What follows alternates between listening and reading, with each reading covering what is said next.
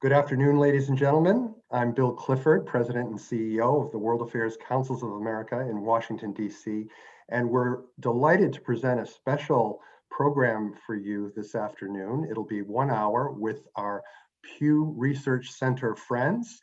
This is Dr. Laura Silver, who is a senior researcher at Pew, and Dr. Richard Wike, who is the Director of Global Attitudes Research at Pew. Both speakers will spend about a half an hour of the program, Laura on China and Richard on the Biden administration foreign policy attitudes, priorities, and the American attitudes towards them. And we are going to have two special features to allow interactivity with you, the audience around the country at World Affairs Councils.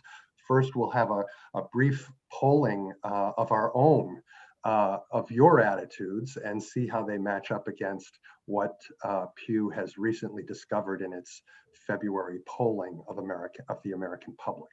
So with that, I'd like to start with Dr. Laura Silver, and we're going to bring on the chance for you to answer a few questions about your attitudes toward China.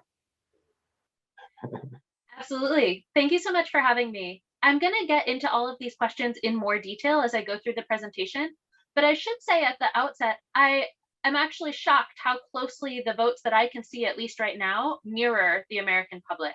So when it comes to trying to promote human rights in China, even if it harms economic relations with China, I see that roughly 74% of people right now who are logged in here want to promote human rights. And that's quite comparable to the US number that we see of 70%. So generally, a majority of both the US public and of World Affairs Council members currently streaming this webinar think promoting human rights in China is the correct approach. And when it comes to issues like economic and trade policy, I see that 54% of you want to get tougher on China on economic issues. We see 53% in the general public survey. So again, you guys are quite similar. Even when it comes to whether or not to limit Chinese students studying in the US, you're more comparable perhaps than I expected, but I see here that 37% support limiting Chinese students, and we actually see that a slim majority of the American public supports limiting Chinese students. So on that one, there's slightly more divergence. But even so, you all are slightly more divided perhaps than you all may have expected, where I see 36% support limiting Chinese students and about 64% say the opposite. So we'll get into some of the demographic differences on those numbers, but it is interesting to see where you all kind of mirror the results that we'll talk through in 1 second. If you wouldn't mind advancing to the next slide, I'll give you a quick overview of the Pew Research Center before we get into the results. We were established in 1996 and were primarily funded by the Pew Charitable Trusts. We're a nonprofit and nonpartisan fact tank, as we call ourselves, based in Washington, D.C. We're spread out all over the country at this moment, but our headquarters are probably not far from World Affairs Council downtown. And Richard and I in particular work on the global attitudes research. And since 2001, we've surveyed in 108 countries. And typically we work on an annual survey that's conducted in between 15 and 40 countries each year. What we're going to be presenting to you today is almost exclusively data drawn from the United States, which is obviously one of our core research interests, but we do often frame our results in a comparative context, and we talk about how America is similar or different from other countries. And everything I'm going to be showing you today is available at pewresearch.org or on our Twitter page. Often you can find many of these key findings. Next slide. Nearly all of the data presented today comes from a particular survey that we conducted quite recently with almost 2,600 American adults from February 1st to 7th of this year. And we did it on our nationally representative online panel called the American Trend Panel, which Pew Research Center developed and maintains. But it's a nationally representative survey of the American public, which is weighted to be representative of the US adult population. And both Richard and I are happy to speak more about methodology and question and answer if that's of interest to people. Next slide. But I want to start by just talking overall about how Americans feel about China. This year, we asked what was called a feeling thermometer, where we asked people on a scale from 0 to 100, with 0 being the coldest rating and 100 being the warmest rating, if they could place themselves and how they felt about China on this 101-point thermometer. You see in the right vertical axis that 47% of people said that they felt very cold to China, meaning they chose a score from 0 to 24. Another 20% said that they felt somewhat cold to China, which meant that they chose 25 to 49, so anywhere below the neutral category. So as you can see, a large majority of Americans feel negatively towards China. 20% feel neutrally, and a mere 11% say they feel warm, any score from 51 to 100. This is also up substantially since 2018, when we had last run the feeling thermometer. In fact, we see that the percent who say that they're very cold has roughly doubled in that time frame. In fact, the percent who said that they gave China a 0 has roughly tripled over that same period of time. And while not displayed on the graphic, we see that around a quarter of Americans, when given a 101-point scale, choose a 0 in terms of their opinion about China. Next slide. Here you can look slightly under the hood at who feels cold towards China. So as noted, 67% say that they're either very or somewhat cold. But we tend to see that older people, those 50 and older, are colder towards China than those who are younger. And this is something we've consistently found in most of our surveys, that older people tend to be less favorable towards foreign countries, whereas younger people tend to be more favorable. That's the case when it comes to China, but also the case when it comes to many other countries that we survey about. Notably, there are very few educational differences. Those who are either college grads or more, and those with less than a college degree, on balance feel roughly similarly towards China, though those without a college degree are slightly more likely to say very cold. But we do see partisan differences. While a majority of Democrats and Republicans have cold feelings towards China, Republicans are significantly more likely to say that they're cold towards China, with 79% saying that they're cold compared to 61% of Democrats. And particularly conservative Republicans stand out for the degree of cold feelings that they have towards China, with 72% saying that they're very cold and 88% saying that they're at least somewhat cold. Next slide. We also asked this question about, on balance, whether or not people think of China as a partner, a competitor, or an enemy. We see that very few Americans, only 9%, describe China as a partner. 55%, so the plurality, describe China as a competitor, while another 34% describe China as an enemy. Here you can see the age trends that I just mentioned in a bit more granularity. You see, for example, that older Americans are much more likely to describe China as an enemy than younger Americans. And again, the educational differences are relatively muted. Here, though, partisanship differences are relatively stark. You can see, for example, that 53% of Republicans describe China as an enemy, whereas only 20% of Democrats say the same.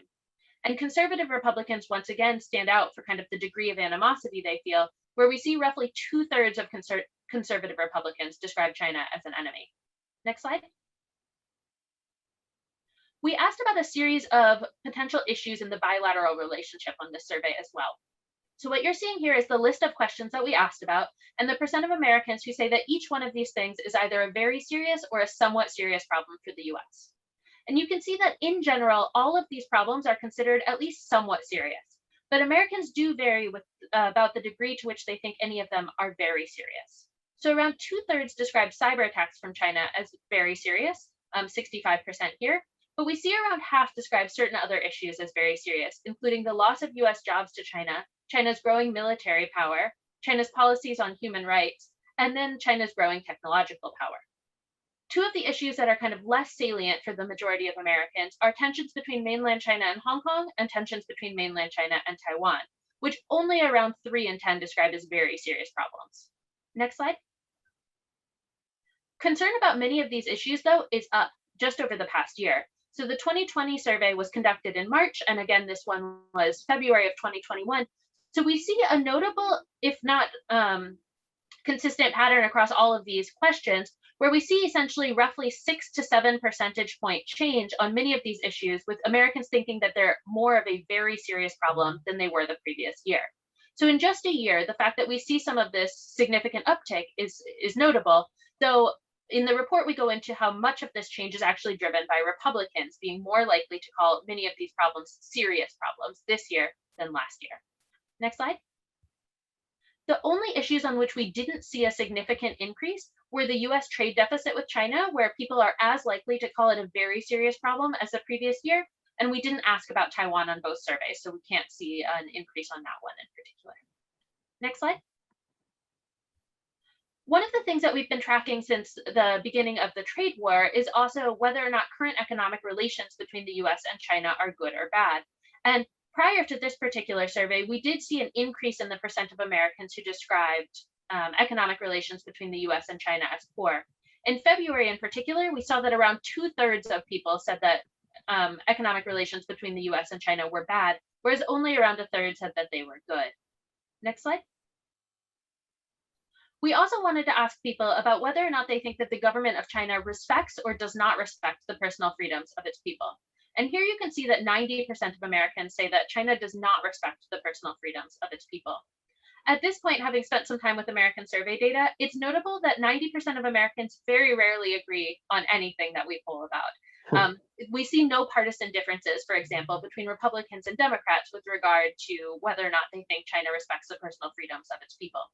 As you'll see on some subsequent slides, partisan differences can be quite large on many other questions, and Richard will get into this more as well.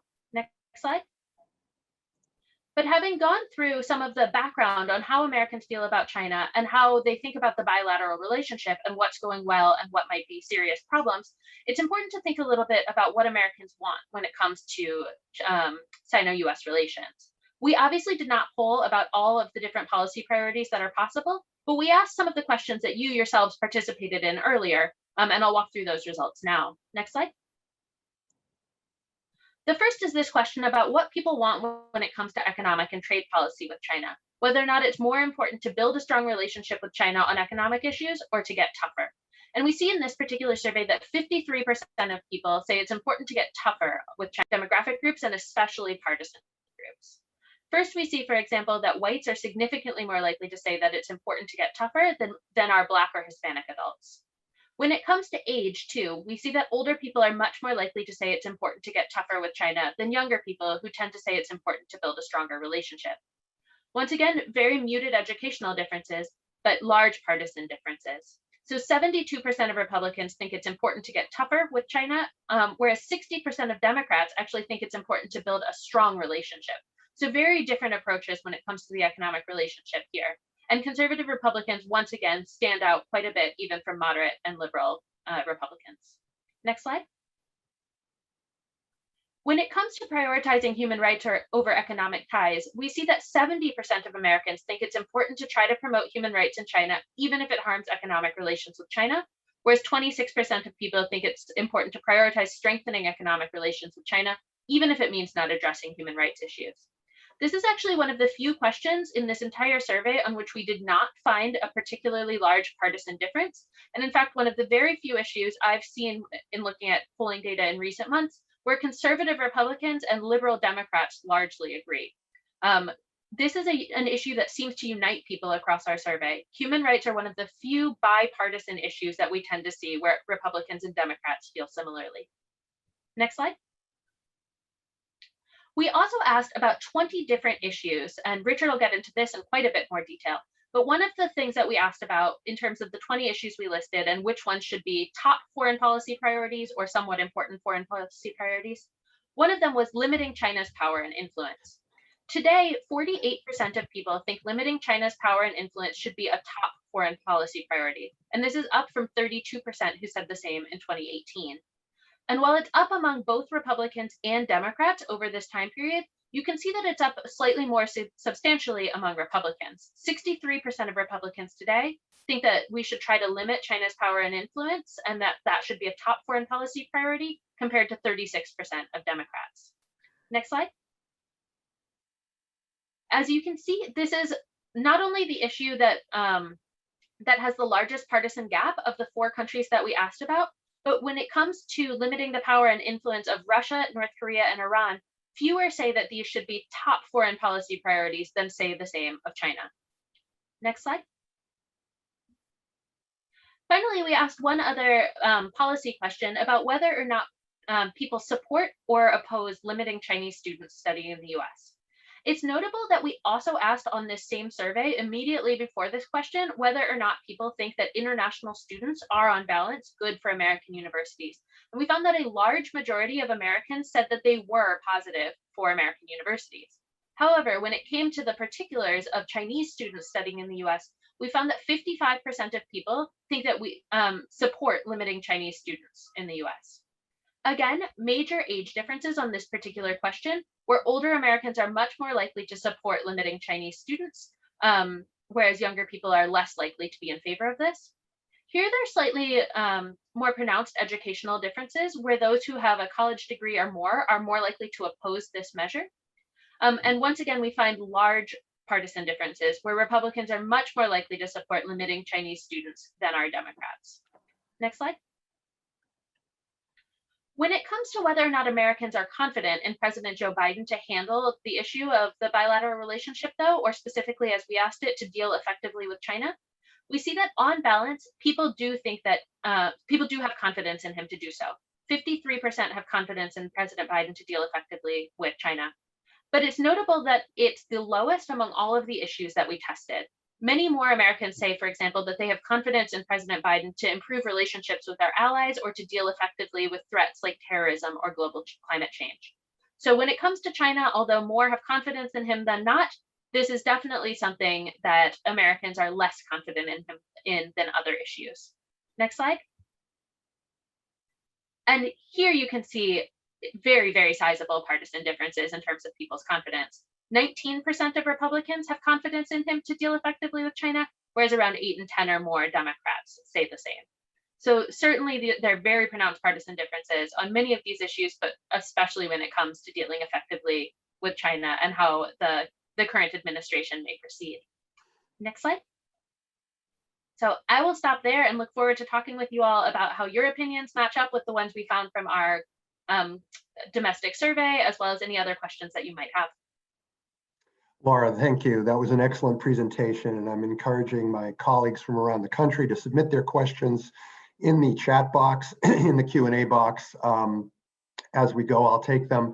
I just want to, ask you, with this hardening of U.S. attitudes towards China that your polling has revealed, I wonder, chicken or the egg?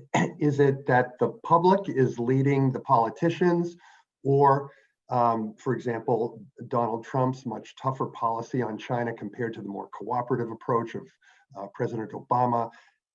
Did that put us in line where we're, the leadership is driving the attitude change? You are asking a great question that many, many political scientists have been wrestling with for decades and have written many books about. Unfortunately, our data is not the type of data that can allow us to answer that with any certainty, because we have cross-sectional data, meaning we can't say causally what has shaped attitudes at a given moment. That said, we can see that certain dimensions come out more strongly at certain times. For example, we can see that when there are trade frictions, people who think that the current economic relationship is poor are more likely to have unfavorable views of China. We can see in our survey over the summer, for example, that issues of COVID played a pronounced role. People who thought that China had done a bad job handling COVID or who blamed China for the outbreak of COVID were more likely to have unfavorable views of China.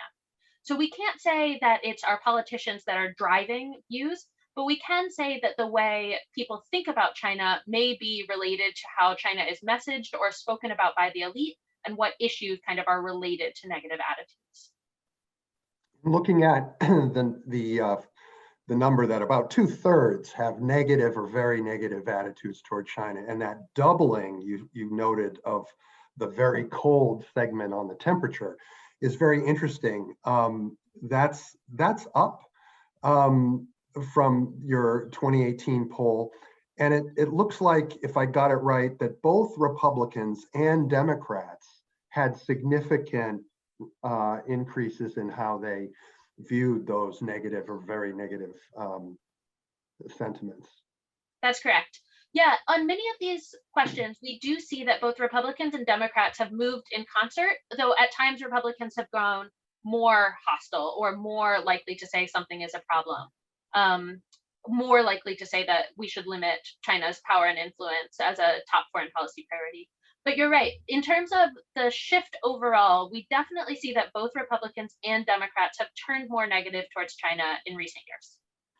So it's not surprising then that what's taking place in Alaska today and tomorrow in meetings between Secretary of State Blinken and National Security Advisor Jake Sullivan and the Chinese counterparts, Mr. Yang and Mr. Wang, the foreign minister, and Mr. Yang is the #1 diplomat from the Politburo of the Chinese Communist Party Central Committee. It was interesting to see the language used by Blinken reflected his hawkish confirmation hearings. So when they were meeting ahead of time with allies in Tokyo and Seoul, the language that came out of Secretary Blinken and also Secretary of Defense Lloyd Austin was coercive measures that China is showing around the world, malign influences and provocations in Asia and around the world. The Japanese particularly embraced this. The Koreans not so much, because they have a sort of slightly different and geographically more proximate relationship with China and they're concerned with North Korea. But this language is really going to, I think, set the tone for 4 years and perhaps even harden attitudes further that are hostile to China, or, I'd be very interested to see if that characterization of competitor or enemy, those percentages shift. Yeah, and we'll continue tracking this issue. It's one that we keep track of not only in the United States, but more generally in our global attitude survey. We'll be looking into it this summer across our larger scale survey, which I think is going to be in 18 countries, to look at how attitudes towards China have shifted. But exactly what you just mentioned, I think, is one of the important things to keep in mind when it comes to China, which is, although Republican and Democrat elite may vary in terms of how they think we should approach the relationship, there's very rarely a pro-China message that's coming through to the public. Instead, we hear differences of how we should approach China, but typically we're talking about how we can be tough on China in different ways. And so when it comes to the partisan agreement that we tend to see in the surveys, it's in some ways not surprising, because that's how people are hearing about China. No one's running on a pro-China message. Right. And there's some very bipartisan legislation coming in the Congress. Chuck Schumer, the majority leader, and Todd Young, who's a Republican from Indiana, have something called the Endless Frontier Act, which is aimed at research and technology and so forth. I want to get to the audience questions while we have a couple minutes before we bring on Richard Wike to talk more broadly about the Biden administration foreign policy polling. And this first question is anonymous. It asks, does China have any national debt? And I had to Google exactly the figure. As of this year, the Chinese national debt is about 9.7 trillion US dollars. That's about double from, a little more than double actually, from $4.5 trillion in 2015. And it's projected to nearly double again by 2025 to 18.5 trillion US dollars of Chinese national debt. Laura, I wonder if, does the debt question come up in your polling ever, or you're mostly focused on trade and jobs? Yeah, we've asked over time about whether or not China owning a large percentage of the US debt is a problem. And we tend to see that Republicans are more likely to be concerned about it than Democrats. All of these economic issues that we asked about this past survey are roughly in line with how they've looked in the past when we've asked about them, where Republicans tend to be more concerned and older people tend to be more concerned. But we will definitely keep an eye on how people feel about the trade issue going forward as we see what happens with the bilateral trade relationship under the Biden administration. Great. I like this question from Shahid Quadri. He says, based on his international experience in dealing with China, he observes China has a mid to long-term global strategy and plan on which they continue to progress, whereas the US is more short-term, oftentimes reactionary policy and responses. How do people feel about establishing a long-term global US strategy and policy, which doesn't change every 4 years from the election cycle and should in turn dictate our interactions with China? I just am going to jump in and mention that there was the Biden interim national security strategic guidance that came out, I think it was last week. And Also, a bipartisan commission led by Eric Schmidt, the former chairman of Google, looking at technology issues, and that as part of the Defense Authorization Act is recommending quite a significant jump in spending on things like AI and quantum computing. Laura, what do you see there about longer term US policy? It's a great question. We can't really speak to that in particular, but one thing we do survey on quite a bit internationally is whether or not people think that the US is a reliable ally. Because I think one of the things that this speaks to is whether or not our changes in policy are confusing to our allies overseas or are problematic for the publics that we're surveying. And so that's something we'll be reporting on again this summer. Definitely something we like to keep an eye on. Very good. Laura, there are two more questions. I'm wondering if you could, I see a third, if you could perhaps respond while we have Richard do his presentation to William DeArmond, who asks for comments on South China Sea restrictions by China and what the US should do about it, perhaps the US and allies. Roger Barna, is asking, does the high concern about China's cyber hacking reflect Trump administration false statements saying China was worse than Russia, while DNI just reported that China was not active in influencing the 2020 election? And Jim Hill, need to include changes that China has made in the last 5 years or so under Xi, as opposed to China's actions to its own people, neighbors during the Obama administration. So those are questions that came in from the audience that, Laura, if maybe you can respond individually. And now we'll bring on Richard Wike. He is Director of Global Attitudes Research and will speak to the public opinion on foreign policy and international engagement under the Biden administration's beginning. Richard. Great. Thanks, Bill. Thanks for hosting us. Thanks to all of you in the audience for being here today. Now Laura's told you a little bit about American attitudes towards China. I'll talk about American attitudes on foreign policy more broadly. And in particular, I was going to focus on three things: views about President Biden and whether he'll have a positive impact on America's global image, what Americans' foreign policy priorities are, and then some questions that we ask that generally look at attitudes towards international engagement and cooperation. And as you'll see throughout these findings, just as you saw in Laura's slides, there are often some pretty big differences between Democrats and Republicans. So we can go ahead and move on to the first slide. Thank you. So here's a question we've been asking now for many years about 4 different American presidents, generally about their ability to handle world affairs. How much confidence do you have in the president to do the right thing in world affairs? And if you go all the way back to the beginnings of the George W. Bush administration, you can see that he got very good ratings early in his administration, still sort of in the aftermath of 9/11. His ratings go down over time. He leaves office with pretty poor marks on this question. President Obama comes into office, gets very high ratings, especially at the beginning of his term.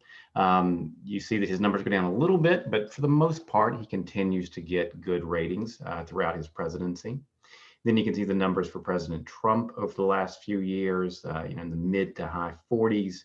In terms of people saying they have confidence in his leadership of world affairs. And then you can see the numbers for President Biden in this most recent survey. Pretty good numbers. 60% say they have confidence in him to do the right thing in world affairs. I believe among folks in the audience today, it was 80%, so even better numbers among people in the audience, but pretty good overall, and similar to what we saw for President Obama during his second term. Next slide, please. Now, what you see consistently over time is that we find very large partisan differences on this question. Again, go back to the beginning of the Bush administration, you did see a majority of Democrats at that point with confidence in him, but those numbers go down considerably over the years among Democrats, somewhat among Republicans. You can see that throughout the Obama administration, very large partisan gaps in terms of views about him. Same thing was true, of course, in the opposite direction when you talk about views of President Trump. And then in this most recent survey, again, very large partisan differences. 88% of Democrats have confidence in Biden. It's just 27% among Republicans. Next slide, please. Now, one of the things we look at a lot in our international research is what people think of the United States. And I'm happy to talk more about that research if you're interested. What we wanted to do in this survey was ask Americans if they think now that Biden's president, that's going to help or hurt America's global image. And as you can see, most people say it's going to help. They think that now that Biden is president, America's image is going to be more positive. 69% hold that view. It's a little more true among young people than older people. It's especially true among college graduates. But really the only group that's an outlier on this question is conservative Republicans. Conservative Republicans tend to say that Biden is actually going to have a negative impact on America's image. 66% of them hold that view. But among others, people tend to say that he's going to have a positive impact. And as you might expect, it's very high, 9 and 10 or more among Democrats who hold that view. Next slide, please. And in general, people think this is an important issue. We ask people, do you think it's, how important is it essentially that the U.S. is generally respected by other countries around the world? 50% say it's very important. Another 37% say it's somewhat important. A little bit of differences by age. It's actually kind of interesting that younger people are less likely to say it's very important. And some differences by party, but not a whole lot really. This is one issue where Democrats and Republicans actually basically agree with pretty big majorities in both parties saying that they think this is an important issue. It's an important thing for the United States to be respected around the world. Next slide. So now let's take a look at what Americans' priorities are for foreign policy as we head into the Biden administration. Next slide. So what we did is we read people a list of foreign policy issues, and we asked them to rate how big of a priority each of these issues is. And this is the share of the public who say each of these things should be a top priority. So if you look on the left side there at the things that a majority at least said should be top priorities, I think you get a pretty good snapshot of where the American public is at on these issues. 75% say that jobs should be a top priority.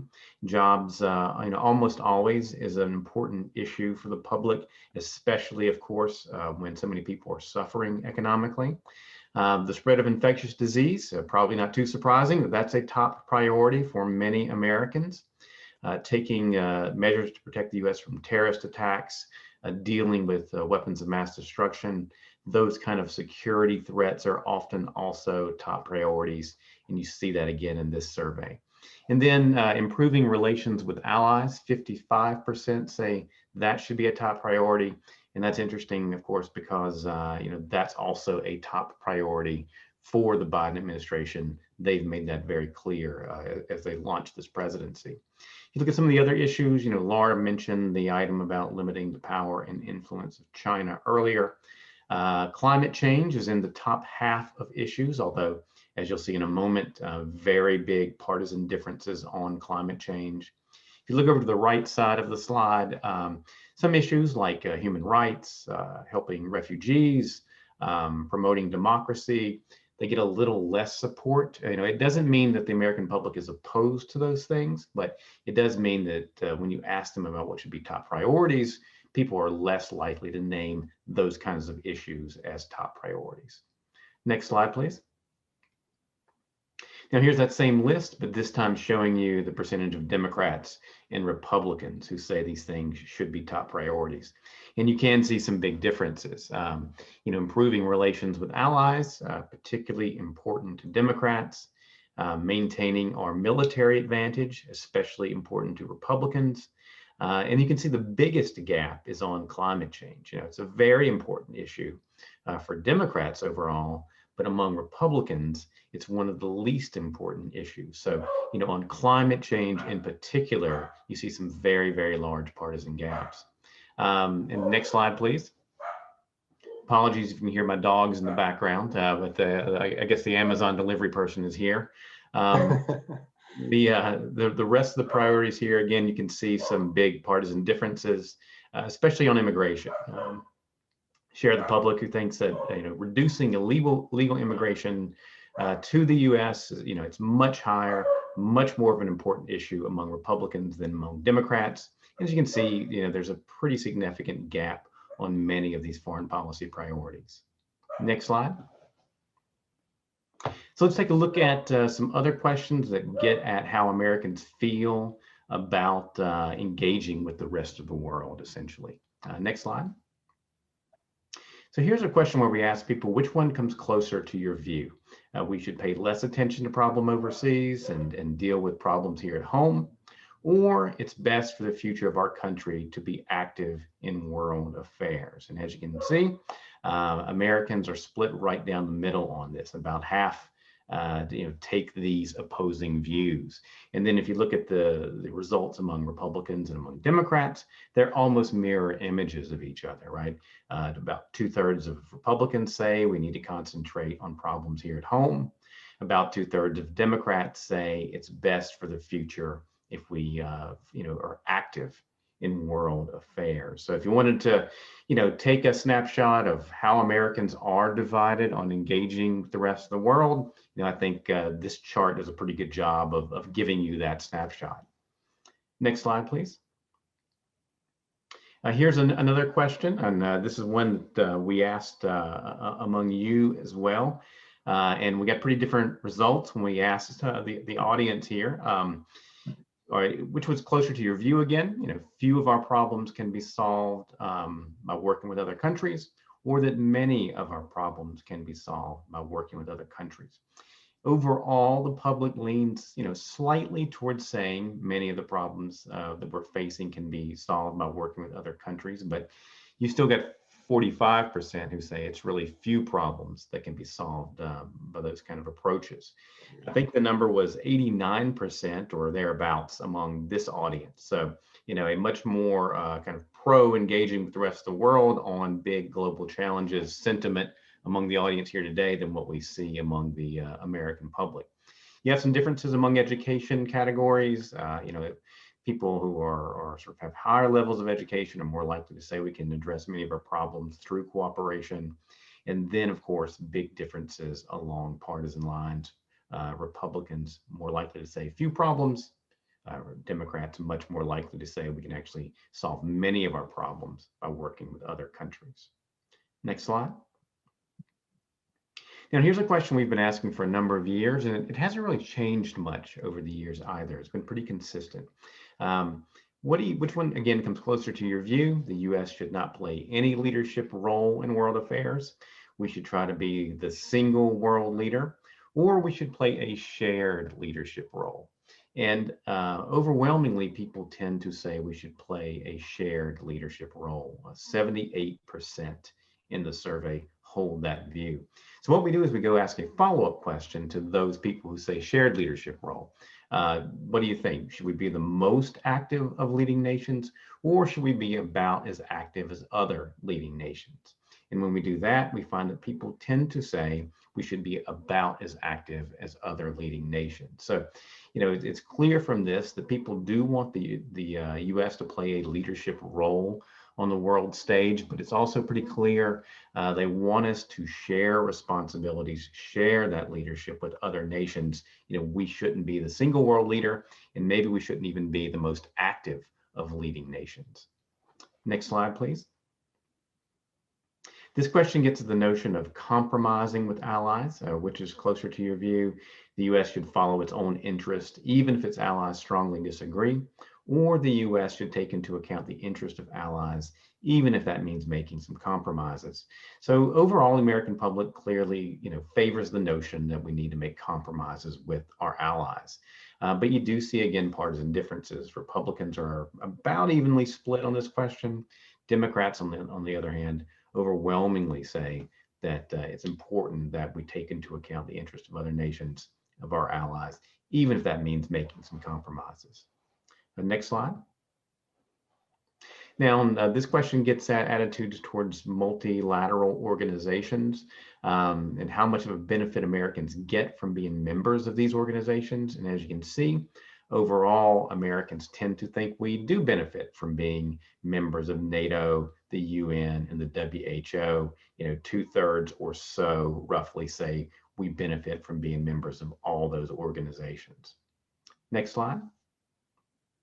But again, some partisan differences, right? It's more than 8 in 10 Democrats saying that we benefit a great deal or a fair amount from being a part of those organizations. This view is less common among Republicans. It's still, more than half who say that about NATO, slightly less than half who say that about the UN, and then only about 4 in 10 Republicans who say that about the WHO. Of course, we withdrew from the WHO under the Trump administration. We're back in again under the Biden administration. Next slide. This is an interesting set of questions, I think, that we asked this year for the first time. How much can the US government learn from other countries around the world about these various issues dealing with the pandemic, healthcare, climate, race relations, and the economy? And as you can see, big majorities overall say that the US government can learn a lot, or at least a great deal, from other nations in terms of how to best handle these kinds of issues. The next slide. Again, pretty big partisan differences. However, big majorities of Democrats, by and large, say that the U.S. government can learn a lot from the rest of the world about how to deal with these kind of issues. Much less common among Republicans, although even among Republicans, you've got 4 in 10 or around half who do say the U.S. government can learn a great deal or a fair amount from other countries around the world on these various challenges. Next slide. And that's it. Happy to talk more about this set of data. Also happy to talk more about our comparative research that we do around the world and what the world thinks about the United States or any of the other topics that we look at. Thanks.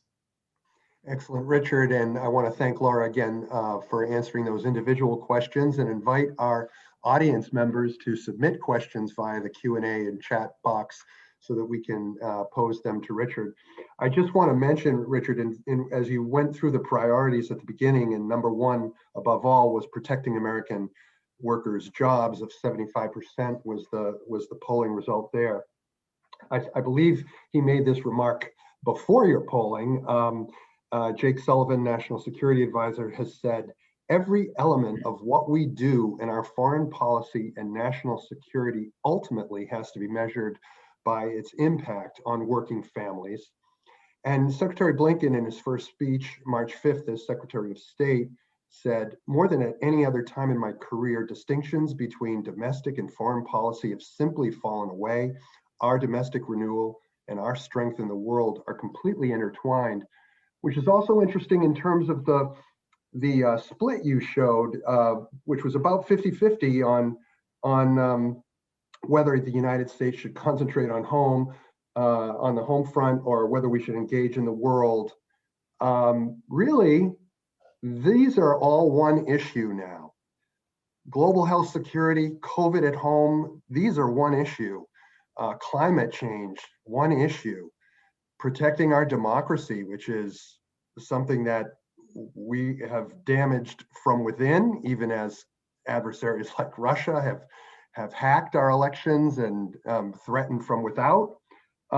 There is this intertwining. Are you seeing that? Is this something that is increasingly part of the results you're seeing, where the domestic and international connection is really close? Yeah, as you say, there's a domestic element to many of these issues, and increasingly the sort of elite foreign policy debate seems to reflect that. You mentioned, Jake Sullivan's talking about a foreign policy for the middle class, and so that's happening at the elite level. I think at the public opinion level of average citizens, there's a recognition of that same thing, right? I mean, if you again, what are people interested in? What do they care about? jobs rises to the top of the list, they see a connection between that domestic issue of jobs and what's happening around the world. If you look at health, obviously, health is a big issue for many people right now. And how Americans are doing in terms of dealing with the pandemic is a domestic issue, but it's an international issue as well. Even some of the data that Laura talked about in terms of views about China, right? People view China through obviously the lens of foreign policy and national security and things like that, but they also clearly view it through an economic lens and a lens that's sort of affected by how they think about domestic issues and what they're concerned about domestically in terms of the economic competition with China. So, absolutely, I think that increasingly there's an intertwining going on in terms of how people see a lot of these issues, both through a domestic lens and through a foreign policy lens as well. Great. I want to go to an audience question straight away, which has to do a little bit with methodology or what you see behind the partisan differences. And this is from Stanley Cohen. Were there any notable educational differences between Democrats and Republicans? That's a great question. We should go back into our data a little bit and sort of break down these two partisan groups more by educational levels. So that might be something we do as a follow-up. Certainly, overall, you do see some educational differences when it comes to many of these types of issues. But the more educated, looking more like Democrats, right? Often, and it varies a little bit as you've seen from question to question. But if you're talking about groups that are more interested in international engagement, more supportive of multilateral approaches to foreign policy, it's going to be the more educated. In the U.S., it's Democrats, and often it's younger people who are particularly interested in sort of engaging with the rest of the world. It's often younger people who are more supportive of multilateral approaches to dealing with global challenges. So those tend to be some of the more important partisan and demographic differences we see on some of these questions. You had mentioned that 69% of other countries will view the USA more positively. What's the difference between viewing the outside viewing the US more positively and the outside countries or rest of world trusting the United States to do the right thing in world affairs? Is there a difference? Well, I think they're related. I mean, they might not be exactly the same thing, but I think the levels of trust and sort of positive attitudes are certainly tied together. And those two questions we showed about confidence in the American president, that tends to be a big driver of how people feel about the United States overall, right? So if you trust the American president, you're much more likely to have a positive impact, a positive attitude towards the United States overall. You're much more likely to have a level of trust in the United States overall. So what we found in international research, at least, is that who's in the White House, what policies they follow, do they approach foreign affairs through a sort of multilateral approach, or do they sort of go it alone? Those kind of factors have a big impact on what people think of the United States overall.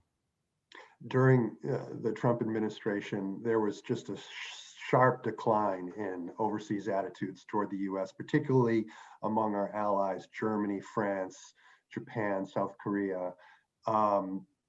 Looking at how the US is, the Biden administration multilaterally rejoining the WHO, as you pointed out, the Paris Climate Accords.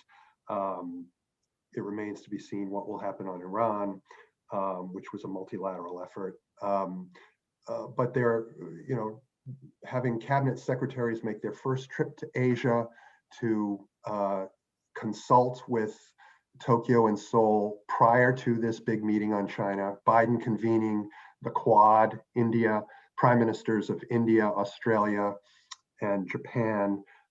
This seems to be a real shift.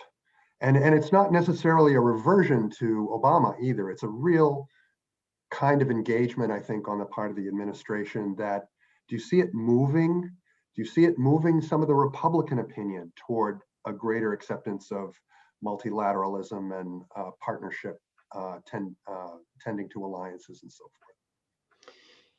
Yeah, I mean, I think that we still see partisan splits on this, right? There's still big differences when it comes to multilateralism among Democrats and among Republicans, but overall among the American public, I'd say the public leans towards multilateralism. We tend to see more support for the multilateralist position when we ask questions than we do for a sort of more isolationist kind of approach. And if anything, what you saw in the U.S. and actually around much of the world too was during the Trump administration, a little bit of a pushback against sort of the Trump approach to pull back from multilateralism. We often saw that views towards multilateral organizations actually have improved a bit over the last few years. Attitudes towards trade have become a little more positive over the last few years. So to some extent, you've seen a little bit of a swing in the opposite direction, I think, in reaction to some of the Trump administration policies, both in the United States and around the world. Certainly when it comes to, again, international perceptions of the U.S., we went in and did a short survey right after the election in the UK, France, and Germany. And we saw very high marks for Biden in those three countries. We saw that they had a lot of optimism about his approach to climate change, to dealing with the pandemic and things like that. And I think a real welcoming of his administration's early signs that it's going to cooperate a lot more with its allies. That was very true in Europe. I think we'll do polling, as Laura suggested earlier in her presentation. Soon we'll be doing some polling around the world, including in Asia, to see what others think about the Biden administration. But one of the big complaints about the Trump era was that the U.S. was pulling back from international cooperation, and Biden has certainly signaled he's going to do much more on that during his time in office. Indeed, thanks. A couple of methodological questions from Gordana Pesakovich, from Gordana Pesakovich first. Why not include independent voters in your surveys? It seems that there are just the Democrats and the Republicans, and perhaps the more conservative Republicans and the more liberal Democrats. But what about the independent voice? Are they some segment that you survey? They are, yes. That's a great question. Yeah, no, independents are definitely in the survey. Basically the survey reflects the distribution, the sample reflects the distribution of Republicans, independents, and Democrats within the overall adult population of the United States.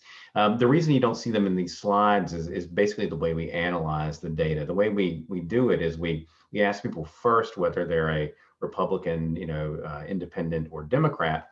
And then for independents, we ask a follow-up question. Do you lean more towards the Democratic or Republican Party?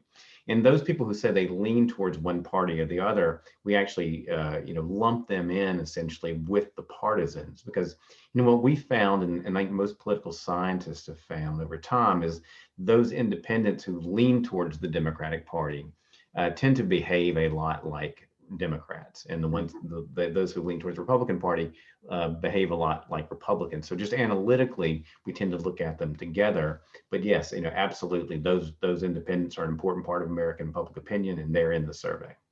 Great. With a sample, this is from Nancy Hamlin. With a sample size of approximately 3,000 in your latest February survey, what is the variance level, plus or minus how much do you, I guess, have the possibility of error? Yeah, and I mean it's relatively small. Maybe Laura, if you're around, you can remind me what the exact margin of sampling area is here on the survey. But it's very small relative to a lot of national surveys, because that is a large sample size. And the other upside of a larger sample size like that is it gives us an opportunity to drill down into some demographic and partisan groups that we can't when we do a smaller sample size like 1,000 or 1,500. And maybe Laura's got our margin of error answer too. I think it's 1.4 percentage points, so it is quite small. Yeah. Great. And Laura, please stay here. I'm going to ask one question of you and then back to Richard to close it out.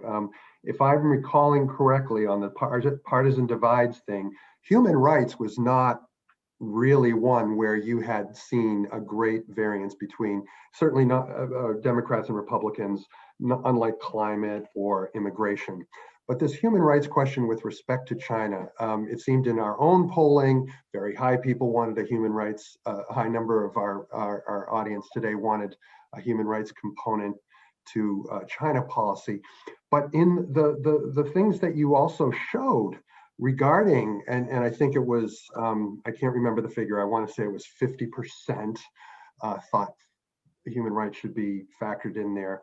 But the questions about Hong Kong and Taiwan were much lower. And with the Chinese application of a new national security law and the repression that's going on in Hong Kong and the fear of what might come in Taiwan, I'm really surprised at the difference there between folks who want a robust human rights component to US foreign policy toward China, but really not, you know, a much lower number seem to be concerned about Hong Kong and Taiwan. It's a great question. So we specifically ask about tensions between mainland China and Hong Kong and tensions between mainland China and Taiwan. And when we talk about human rights more broadly, and results of an open-ended question that we asked on this survey kind of speak to this, at least the way the Americans responded to an open-ended question about what they think about when they think about China. When they mentioned Hong Kong, it was in the context of the demise of democracy or more of a totalitarian influence from mainland China on Hong Kong. It wasn't talked about in the same way as human rights were in Xinjiang, for example, where people really actually use terms like genocide and concentration camps. So there's a chance that if we ask the question slightly differently about the problem for the US of not tensions between mainland China and Hong Kong, but perhaps the changing freedoms in Hong Kong, we might find a different answer. And it's something we should think about exploring in the future. But yeah, in terms of the tensions, those are not key issues that Americans are perceiving currently, though it may change over time depending on how the situation on the ground evolves. That may be an interesting thing for the political scientists to see if what will take place in US policy should China get even more aggressive. Richard, back to you for a final question from Leslie Mulligan, and thank you, Laura. Could you comment on any changes over time on the question of what kind of leadership role in the world compared to other nations the US should embrace? That is, did the percent of those wanting an active or leading role come down during the Trump administration when the America First policy reigned?